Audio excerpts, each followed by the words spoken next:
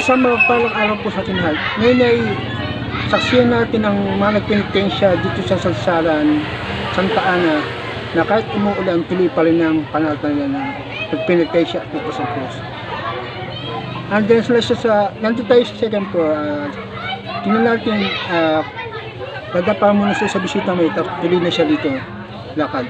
Na kahit umuulan ay tuloy pa rin ang kanilang panalta na magpasang cross at nagpenitensya.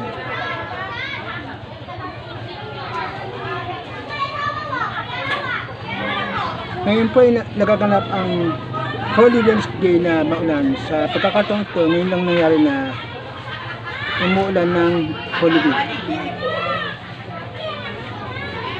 Ayun na guys, nandun yung mga dadapa muna sila sa basita at yung mga cross ginawin dito sa gabi dito para pagkatapos ng dumapa at magdasal at tuloy na sila dito na alakad patungong bisitang malaki.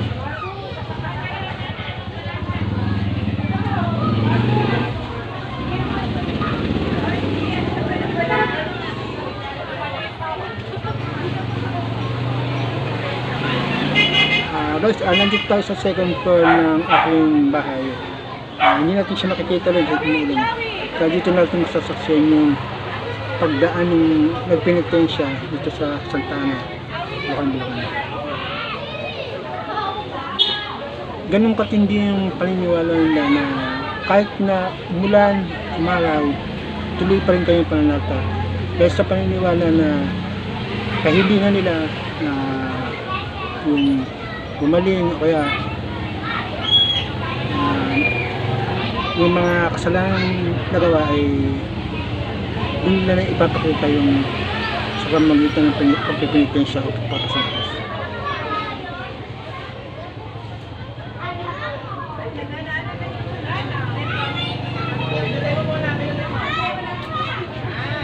Huwag po tayo mag-skip mahuli para masaksihan natin yung pagdaan ng mga penitensya dito sa Santa Ana, sa Salsaran ng patungong bisita malaki. Ayun na guys, bali nag-ano sila, sama-sama silang dumadapa, tapos pagkatapos niya patungong sila dito.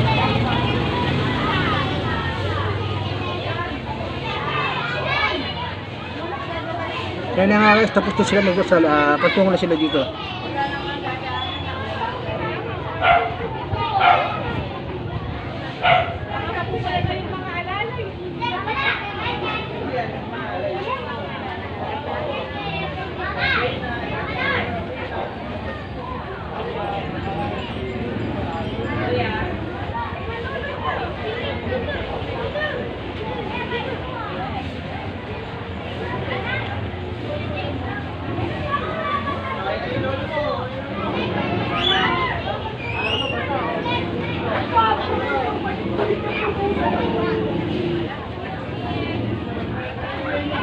Guys, napakaraming taong gustong makasaksi sa pagganap ng mga nagpipinitensya dito sa Salsaran. Ayan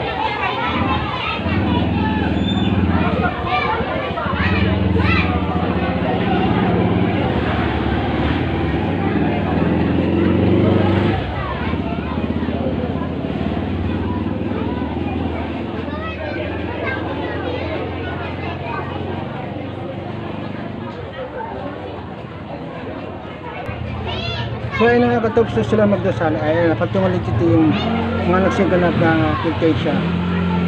Actually, nagsimula sila sa San Nicolas patungo dito sa Santa Ana, Bulacan.